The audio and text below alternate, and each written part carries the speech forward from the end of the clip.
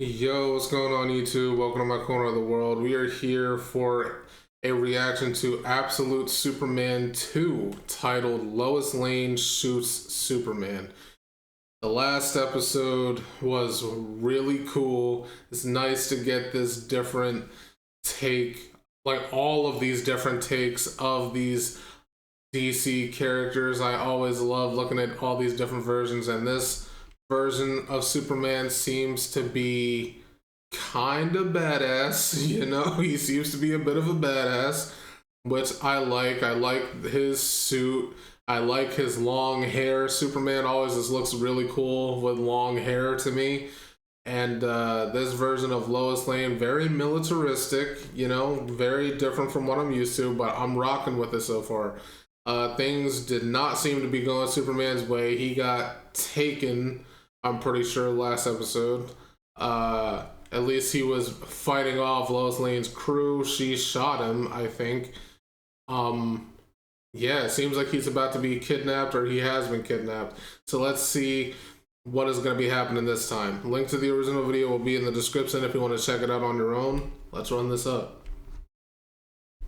Kal-El has been handcuffed by Agent Lois Lane and is being held at gunpoint by Lazarus Corp. How will the last son of Krypton handle this situation? Welcome to the Comic Story and Complete Story series, where we take trade paperbacks and single issues and we break them down into digestible bites to help you understand. Then we read them dramatically back to you. All alterations to the panels, text, and images are to prevent copyright problems, and all art is owned by its respective companies. If you enjoy these stories, be sure to support the industry and go check them out at your local comic shop. Absolute Superman by Jason Aaron continues today as we see how he handles the rough situation he has found himself in. This is Absolute Superman number 2. I hope you enjoy.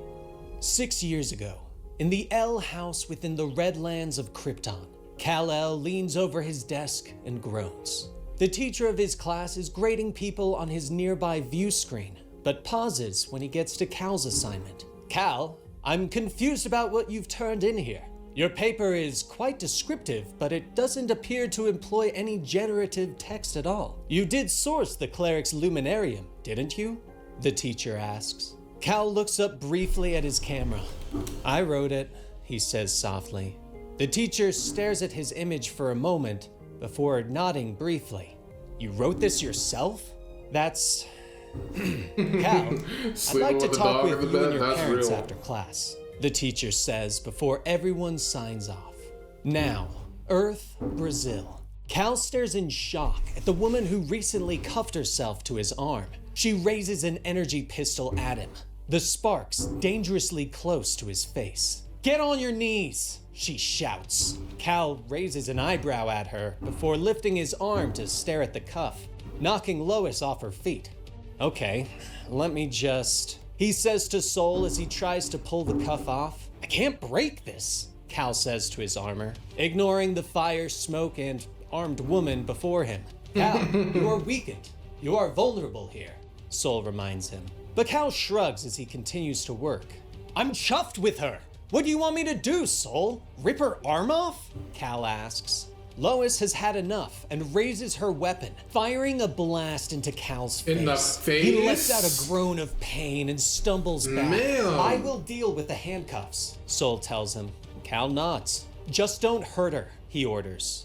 But other agents of Lazarus have begun to surround them. They raise their weapons, ignoring Lois's orders to stand down. Weapons suddenly thunder in the clearing, and Kal immediately steps in the way of the rounds. Y'all are crazy. Y'all see one of your people right there, and you're still gonna open fire anyway? Nah, get off this team, Lois. Protecting Lois get off from of this the team. danger. They don't care Suddenly, about you. The armor begins to morph, and a red dust wraps around them, flowing like a cape. Let me go! Get this thing off of me! Lois shouts as she raises the pistol again. Did she forget she's the one who chuffed me? Right. Kal asks Soul, but the adaptive armor is still working. Fascinating. This metal reforms itself as quickly as I can sever it. This will take some time. Also, it's cuffed. Soul informs him, and Lois fires again. Kal is less surprised this time, but still angry. Stop doing that! You're making it very difficult to save your life! He shouts at her. She bares her teeth at him. Oh, so now you're talking to me? She snaps back. Cal looks around and sees the Lazarus forces are getting closer and closer. Large tanks have begun to roll in. Finally, Cal sighs. Soul, use the dust to hold onto her. Don't let this tear her in half. This red dust forming into a cape like this is so sick. As the red cloud wraps tighter around her and Cal leaps into the air, taking them away from the conflict at super speed. But a helitank is following them. Yeah. Holy hell! He's flying! One of the peacekeepers shouts. The tank opens fire, and the rounds detonate at the edge of the red cloud. Cal is knocked from the sky, slamming hard into the village below. When the smoke clears, he is standing with Lois in his arms. Bro. And this shot is so cold. I'm telling you, like, black suit, like the thing that really makes this pop is the lack of color on this suit. Like, he has like this black metallic looking suit of armor, and then like he has his family symbol, right? And then like the red dust forming that cape, and then he's got like this little thing. Oh my god, this is so cool. Like this thing, the suit like working to fix the color. This is so cool. This Lois is such a good shot. raises the pistol and fires again. Ma'am, if you don't stop shooting me in the face. When he looks up, Lois is on her feet, pistol recharging. This is Agent Lane. Suspect leap due east. She shouts into her comms. But Cal shakes his head. Jam her transmission, he orders Soul. Already done, the armor informs him. Cal sighs and looks up at the woman. I just saved your life several times, and you want to arrest me for it? He asks. But Lois shakes her head. No, you willfully endangered my life by trying to escape lawful custody, which you're not going to do. They shot at you. She watches him as Cal stands to his full height, Who's that in demanding the to know background? if it's the suit that gives him power. People have a right to know, she says. But Cal disagrees. Since when does Lazarus give a damn about anyone's rights? He asks, pointing out that the company treats people like slaves and livestock. He shouts at her. But their argument is interrupted by another explosion. Both look up to see the helitank getting closer. Cal reaches out and lifts a nearby car, tossing it at the tank with great strength. The car slams into the tank, knocking it out of the sky. But Cal looks on in horror as it falls out of the sky and slams into a nearby church. He glances back at Lois. The sunstone dust will shield you, he promises. But Lois doesn't hesitate and motions to the building. Never mind me, just go, she orders. Cal leaps forward, slamming through a wall of swirling smoke and fire. Inside the church, he moves quickly, the sunstone dust swirling around to protect Lois and a group of villagers from the destruction. In moments, they are carrying people to safety and laying them in the street. Like, it's not just like around him or like one other person. The dust forms like to protect everyone in the vicinity as long as he wishes. Oh, that's so cool. It's like an adaptive cape almost. I like that. Cal turns back, that uses is so his super sick. breath to put out the fires and save what's left of the town. But the effort You might have gone a little overboard he falls with to the his knees super next breath to there. Lois. She stares at the alien visitor, then at the pistol still in her hand. But finally, she sighs and holsters the weapon. This man is not who she thought he was. Cal smiles at her. Thank you, he says softly. Staring at his smile, Lois begins to stumble over her words. You did all the... You're welcome, she finally says. Cal struggles to his feet. They have but a few moments, and so he tries to convey his feelings on this planet. So many stars in the sky are orbited by nothing but chunks of rock and methane. Do you people have any idea how precious a place this is? I'm a child of one of these sons of nothing. My planet, he begins to say. But the handcuffs suddenly click open and fall away. clattering to the ground. Cal stares at his freedom for a moment, and Lois reaches out a hand for him. "Wait, don't. Just let me," she begins to say. But Cal leaps up into the sky and rockets away.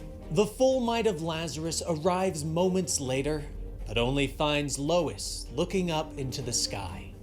Later, Lois sits at a computer in the office, giving her full report to the Brainiac algorithm, explaining that she doesn't think the strange visitor is actually a threat to this planet, that she thinks that he needs to be studied more closely, that she feels like, while he is powerful, he is just as surprised by his abilities as they are.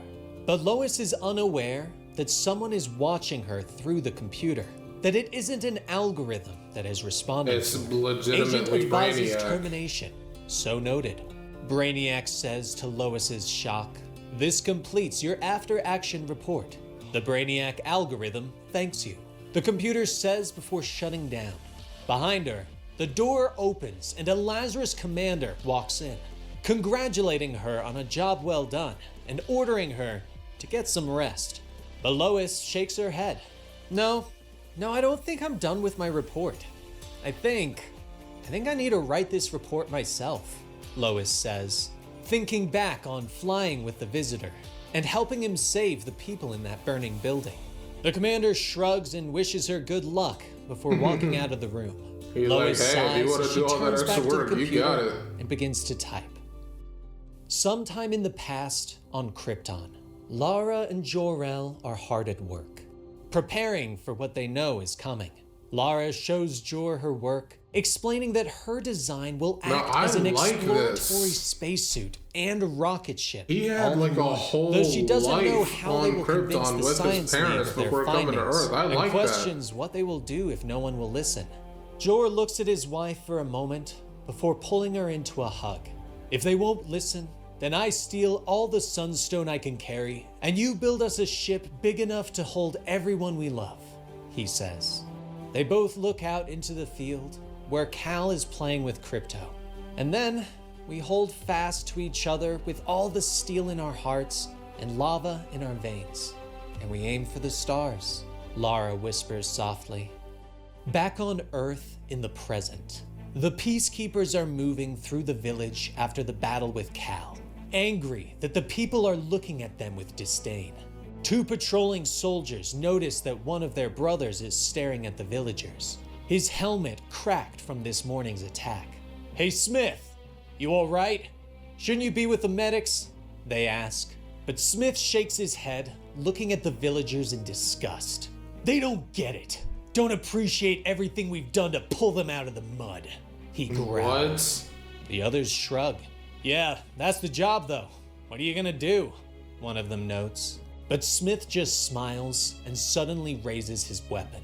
God. Teach them Bro. that peace has a price. He snaps as he squeezes the trigger and opens fire.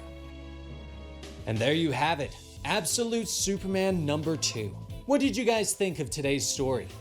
Dope. This another great part to Absolute Superman. Oh my gosh, dude, I am really loving this Absolute version of him. Like, this one is kind of like a almost no nonsense type of Superman. Like, this version of Cal, he does not play games. He is very much on the mission. He came here to save people. He was doing that. Lazarus shows up. They start doing all of this messed up stuff, just straight up attacking him for apparently no reason. And then, like, even with Lois like being the one to handcuff him and shooting him in the face, he still goes out of his way to save her because her people didn't give a damn whether or not she survived. They shot straight at like her and him. Like, they did not have a clear shot at him because she was standing right next to him, and he still went out of his way to save her, even though he could have technically used her as a shield if he wanted to. But nah, I like this. And even after all that, once he was free from the cuffs, he just took off. No, this dude, he's like very no nonsense, very like mission focused. I'm liking that so far, and it's great to see that he had a life on Krypton, and like how he has knowledge of being there, being with his parents, having a dog. Like he was going to school, like he had a whole life on Krypton before coming to Earth, and I like that a lot. It adds a new type of depth to his character, which is cool. But yeah, anyway, that's gonna be the end of this episode here. If you enjoyed my reaction to this, make sure to leave a like, comment, and subscribe. I would really appreciate it, and I will catch you in the next video. See ya.